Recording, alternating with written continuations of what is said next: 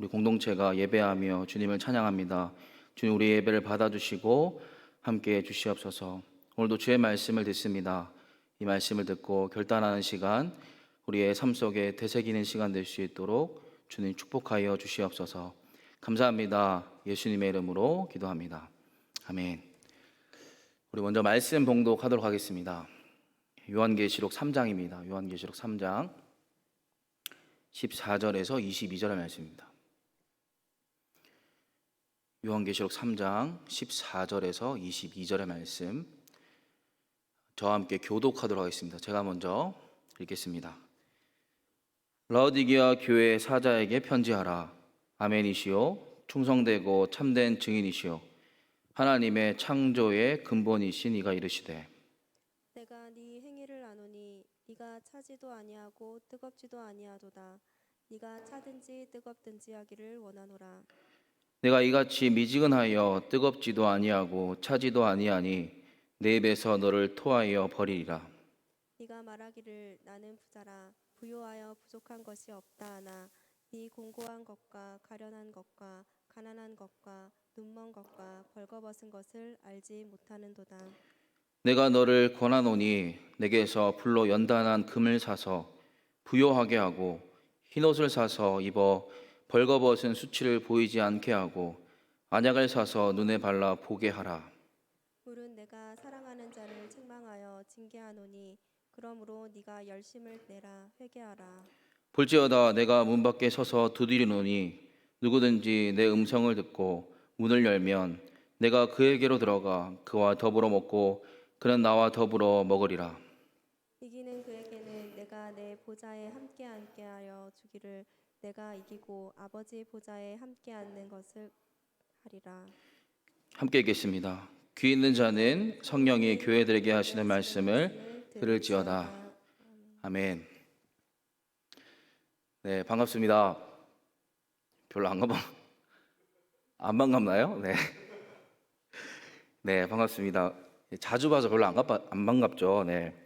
오랜만에 우리 청년부 예배에서 말씀을 나눌 수 있게 해서 감사합니다.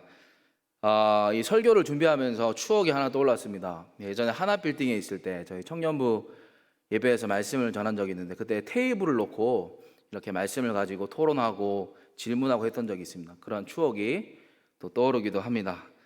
오늘 무엇보다 이 말씀을 통해서 함께 말씀의 교제, 말씀의 깊은 교제가 일어나기 원합니다.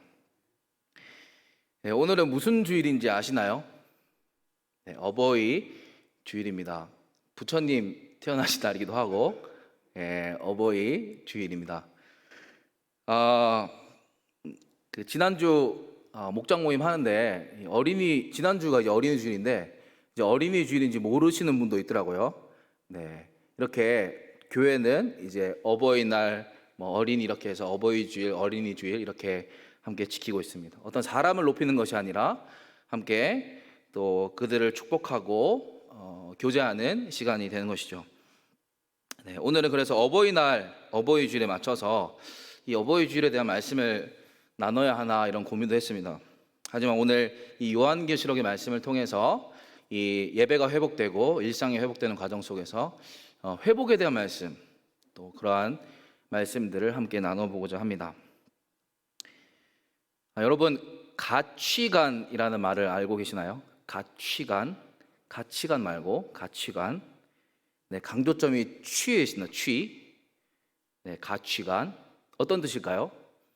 네, 가벼운 플러스 취향 중심의 플러스 관계입니다. 네, 취가 취향입니다. 취향. 가벼운 취향 관계. 네, 가볍게 취향을 중심으로 모이다 라는 말입니다.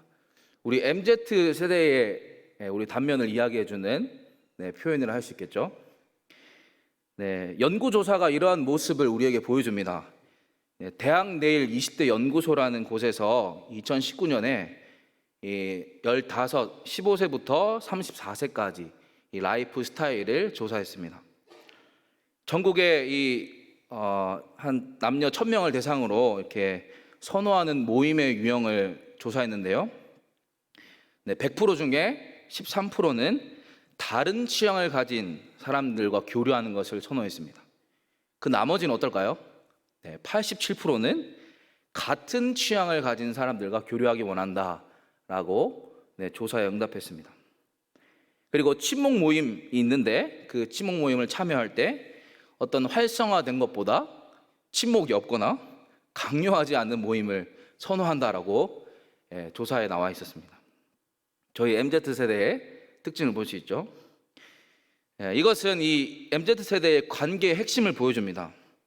이 MZ세대의 관계의 핵심은 취향입니다. 취향. 그래서 어떤 유명인들, 셀럽들이 있다고 해서 그 사람들이 사회적 권위가 있다고 해서 그들을 따르지 않습니다. 취향이 맞아야 그들을 따르기도 합니다. 그러면 팬덤 현상이 없냐? 그것도 아닙니다. 어느 세대보다 팬덤 현상이 강한 우리 세대입니다. 그 사람이 어떤 우리에게 공감이 가고 취향이 맞으면, 코드가 맞으면 그를 따라가는 우리 세대입니다. 그런데 오늘 본문, 오늘 설교 제목이 차거나 뜨겁거나입니다. 쉽게 말하면 확실히 해라, 딱 정해라 라는 뜻이죠. 이 관계를 확실히 해라 라는 뜻이라고 할 수 있습니다. 무엇보다 오늘 말씀은 이 관계에 대한 말씀이라 할 수 있습니다. 이 우리 취향의 문제에 대한 이 문제를 잠시 접어두고 이 라오디게아 교회의 말씀을 통해서 우리의 관계를, 또 하나님과의 관계를 한번 살펴보고자 합니다. 그것을 세 가지로 한번 나눠서 함께 말씀을 나눠보고자 합니다. 첫째로, 내가 차지도 아니하고 뜨겁지도 아니하도다라는 말씀입니다. 먼저 본문 14절을 읽어보겠습니다. 본문 14절 함께 읽겠습니다. 시작. 라오디게아 교회의 사자에게 편지하라. 아멘이시요 충성되고 참된 증인이시요 하나님의 창조의 근본이신 이가 이르시되. 여러분, 요한계시록이 성경에 어디에 있죠? 맨 끝에 있습니다. 맨 끝에 있는데 이 요한계시록 1장부터 3장까지 뭐가 나오는지 아십니까? 7교회가 나옵니다. 7교회. 저도 다 못 외우는데 에베소, 서머나, 버가모, 두아디라, 사대, 빌라델피아, 라오디게아입니다. 이렇게 부르더라고요. 에서, 버두, 사빌라, 이렇게 외우면 될 것 같습니다. 이 중에 근데 칭찬받은 교회가 어디일까요? 칭찬받은 교회? 서머나와 빌라델피아 교회입니다. 그러면 책망만 받은 교회는 어디일까요?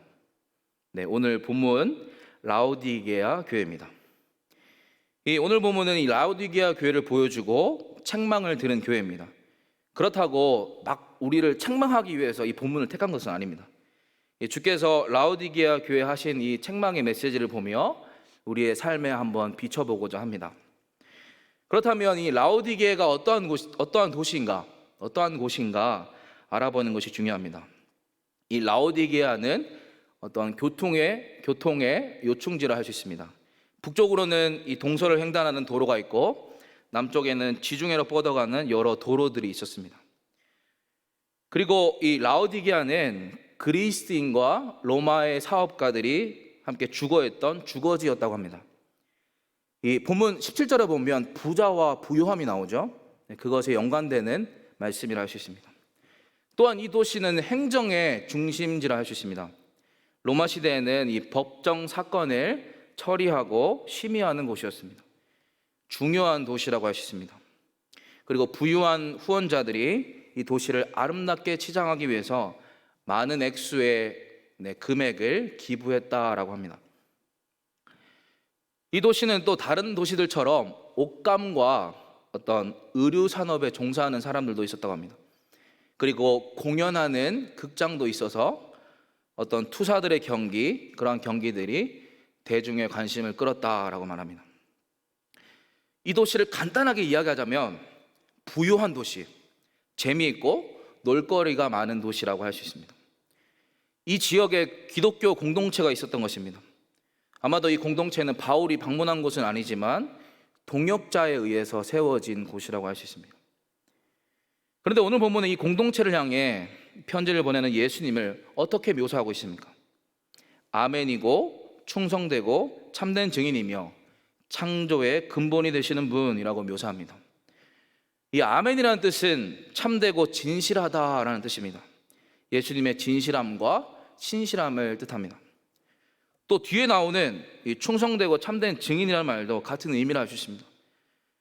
그리고 하나님의 창조의 근본, 이것은 요한계시록 1장에 나오는 예수님이 처음과 마지막이라는 말씀입니다.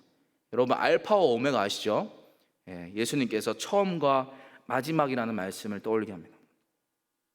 이렇게 예수님이 충성되고 참된 증인, 창조의 근본으로 묘사된 이유는 무엇일까요? 이렇게 예수님을 묘사하고 있는 이유는 무엇일까요? 바로 온 만물을 다스리시는 능력, 통치하심을 드러내고 있는 것입니다. 우리의 관계 속에 모든 것을 다스리시며 통치하시는 분, 창조하신 분, 그러한 분을 드러내고 있는 것입니다.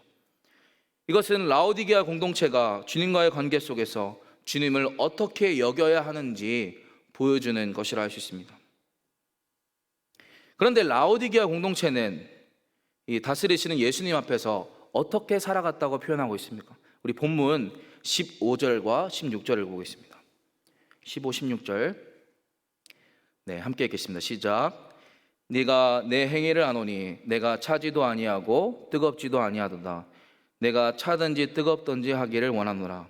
내가 이같이 미지근하여 뜨겁지도 아니하고 차지도 아니하니 내 입에서 너를 토하여 버리리라. 네 행위가 무엇이라 말씀하고 있습니까? 차지도 아니하고 뜨겁지도 아니하도다 라고 이야기합니다. 여러분은 차를 좋아하세요? 따를 좋아하세요? 따 좋아하시는 분도 계시고, 저는 차를 좋아합니다. 개인적으로 차를 좋아합니다. 일단 시원하고 갈증을 해소시켜주는 느낌이 들어서 차를 좋아합니다. 그러면 따는요? 따도 나쁘지 않죠. 밥 먹고 나면 소화시켜주는 느낌이 듭니다. 지방을 녹여주는 느낌을 주는 따입니다. 둘 다 나쁘지 않죠. 차갑거나 뜨겁거나 모두 나쁜 의미가 아닙니다. 둘 다 나쁜 이미지가 아닌 것입니다. 그렇다면 오늘 본문이 말하는 이미지, 이것도 어느 한쪽이 나쁘다, 어느 한쪽이 잘못됐다라는 것을 드러내고 있는 말씀이 아닙니다. 이 차가움과 뜨거움은 모두 바람직한 영적 상태를 드러내고 있는 것입니다. 이것을 잘못 해석해서 차가움은 어떤 지적인 신앙을 추구하는 것, 또 뜨거움은 어떤 불파라고 하죠. 불같은 신앙을 추구하는 것, 이렇게 잘못 해석하기도 합니다. 그러나 오늘 본문의 초점은 바로 미지근한 상태에 있는 것입니다. 이 미지근함에 대해서 이해하기 위해서는 이 라오디게아 도시의 상황을 한번 또 생각해 보아야 합니다. 이 도시의 인근 도시에는 히에라폴리스와 골로새가 있었습니다. 히에라폴리스는 온천지대로 유명했습니다. 그리고 골로새는 차가운 물이 공급되는 곳으로 알려져 있었습니다. 두 도시가 다르죠. 그런데 비교적 이 라오디게아 지역은 미지근함, 차지도 않고 따뜻하지도 않는 그런 미지근한 물이었던 것 같습니다. 이러한 이미지를 사용하여 영적 상태를 오늘 본문이 이야기해 주고 있는 것입니다. 그렇다면 미지근한 상태, 그러한 영적 상태는 무엇일까요? 바로 차가운 것과 뜨거운 것이 섞여 있는 상태, 어중간한 신앙을 가리킵니다. 하나님을 믿는다고 고백하지만, 그 입술로 고백하지만 실상은 믿지 않는 삶입니다. 세상과 적당히 타협하는 상태를 가리킵니다. 오히려 불신자는 자신이 믿음 없음을 알기 때문에 회개의 가능성이 열려 있습니다. 그런데 타협하는 자들, 미지근하며 크리스천이라고 말하는 자들은 어떻습니까? 자신이 회개할 필요성을 느끼거나 돌아갈 마음이 잘 생기지 않습니다. 이도저도 아닌 어중간한 상태를 가리킵니다. 그래서 미지근함은 무관심하고 안주하는 태도를 가리킵니다. 그리스도인이 아니라고 할 수 있습니다. 이러한 자를 오늘 본문이 어떻게 한다고 이야기하고 있습니까? 내 입에서 너를 토하여 버리리라 말씀하십니다. 토하여 버리겠다고 하는 것은 인간의 위선과 죄악에 대한 하나님의 거부 반응을 보여줍니다. 여기서 우리는 나는 어떤지, 나는 확실하게 그리스도인이라고 말할 수 있는지 돌아보아야 할 것입니다. 그리고 또한 이 문제를 제대로 직면해 보았는지 점검해 보아야 할 것입니다. 둘째로 부요함입니다. 부요함. 본문 17절을 읽어보겠습니다. 본문 17절. 네, 함께 읽겠습니다. 시작. 네가 말하기를 나는 부자라 부요하여 부족할 것이 없다 하나 네 공고한 것과 가련한 것과 가난한 것과 눈먼 것과 벌거벗은 것을 알지 못하는도다. 네, 라오디게아 교회를 향해 무엇이라 말씀하고 있습니까? 네가 말하기를 나는 부자라 부요하여 부족할 것이 없다 하나 말씀합니다. 앞에 구절에 예수님께서 하셨던 평가와 이 라오디게아 교회 공동체가 생각하는 자신들의 상태와는 완전히 달랐습니다. 그들은 자신들이 괜찮은 상태라고 이해했습니다. 자신들이 가진 것이 좋은 것, 괜찮게 살고 있다라고 생각한 것입니다. 아마도 자신들이 누리는 부가, 이 안락한 삶이 예수께서 인정해 주실 것이라고 생각했던 것입니다. 그러나 그들이 가진 것은 세상과 타협한 부유입니다. 부패하고 불경건한 세상과 결탁하여 적당히 타협할 때 부를 획득할 수 있었습니다. 그들이 잘나서가 아니라 타협함으로 부를 축적할 수 있었습니다. 그런데 다른 교회들은 어땠습니까? 아까 얘기했던 7교회 중에 서머나 교회와 빌라델피아 교회를 한번 생각해 보십시오. 이들은 외적으로 자랑할 것이 없는 교회였습니다. 서머나 교회는 궁핍하였고 빌라델피아 교회는 적은 능력을 가진 교회였습니다. 그러나 이 교회들은 칭찬을 받았습니다. 적은 능력이지만 그것을 잘 발휘하고 사용할 때 칭찬을 받았던 것입니다. 그렇다면 이 구절을 보며 이런 생각이 들 수 있습니다. 무조건 가난해야 좋은 것인가? 복음서에 보면 예수님이 가난한 자를 챙기시고 화를 또 부유한 자에게 화를 선포하신 것처럼 보이는데 번성하거나 부유하지 말아야 하는 건 아닌가라는 질문이 들 수 있습니다. 그러나 성경은 어떻게 이야기하고 있습니까? 가난만이 답이라고 이야기하지 않습니다. 꼭 가난하고 힘들어야지만 그렇게 돼야지만 이야기하지 않습니다. 무엇보다 하나님은 이스라엘 백성들에게 복을 말씀하셨습니다. 번성에 대해서 분명히 말씀하셨습니다. 하지만 그 번성, 그 재물을 추구하며 집착하면 우상 숭배가 되는 것입니다. 그리고 무엇보다 중요한 것은 하나님께서 주신 복을 어떻게 사용하는가, 누구를 위해 사용하는가에 있는 것입니다.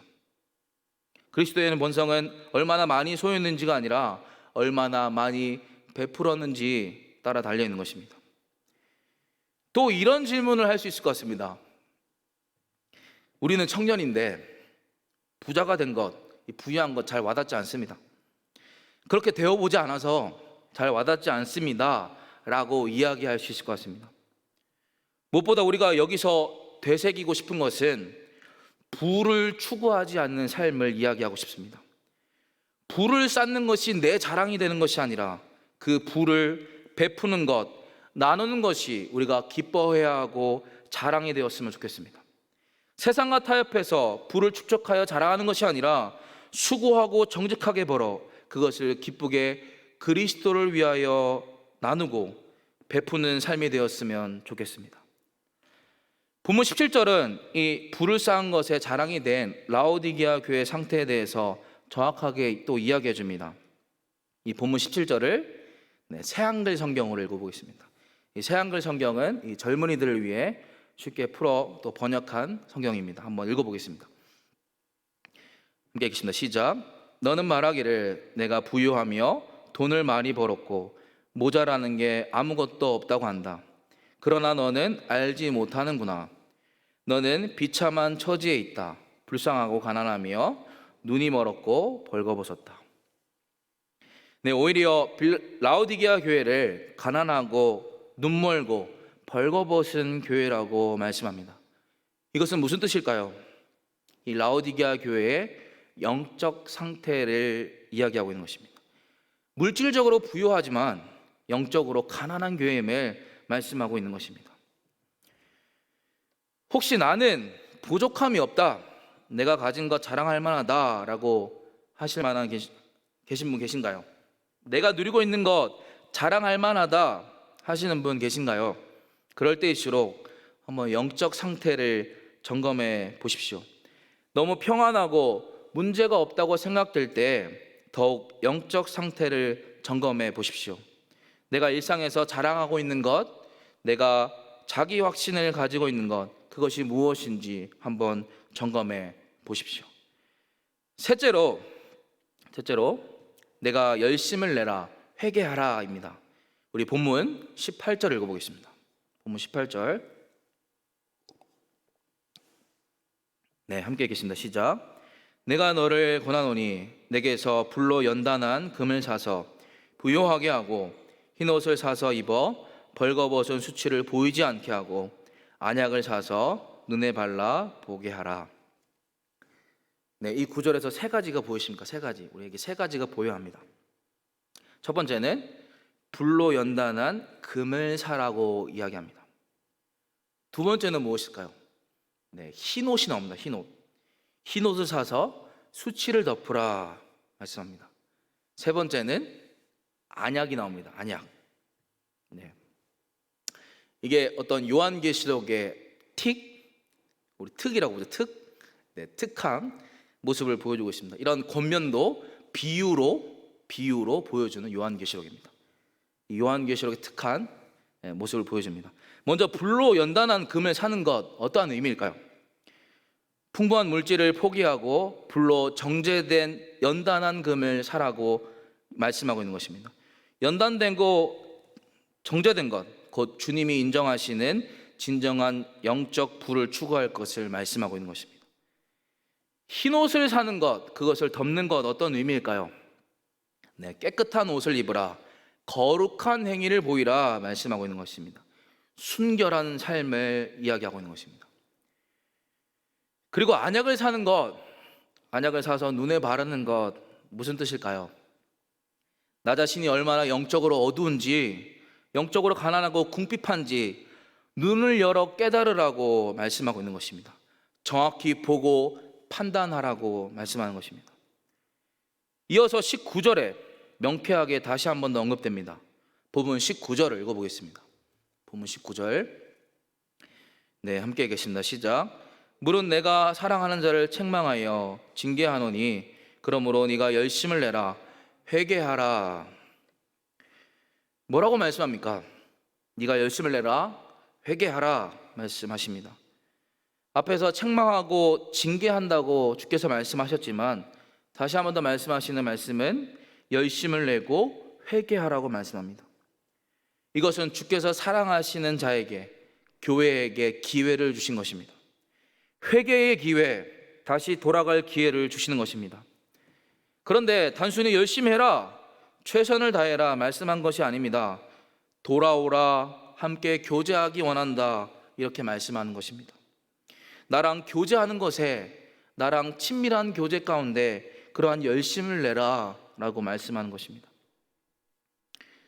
이제 서두에서 잠시 접어두었던 취향 문제를 이야기하고 싶습니다. 이런 질문을 한번 던져보고 싶습니다. 조금 도발적인 질문일지 모르겠습니다. 여러분은 예수님과 취향이 맞으세요? 예수님과 코드가 맞나요? 네. 우리 취향이 비슷하면 함께 교제하려고 또 열광적으로 따르려고 하는 특성을 갖고 있는 우리 세대입니다. 그런데 예수님은 우리와 완전 취향이 같습니까? 물론 예배와 교제를 통해 예수님이 좋으신 분이라는 것을 경험할 때가 많이 있습니다. 그런데 많은 부분 일상의 삶에서는 어떻습니까? 잘 안 맞을 때가 많이 있습니다. 헌신해야 하고 순종한 삶을 살아가야 할 때가 많이 있습니다. 우리가 원하는 삶을 포기할 때가 많이 있습니다.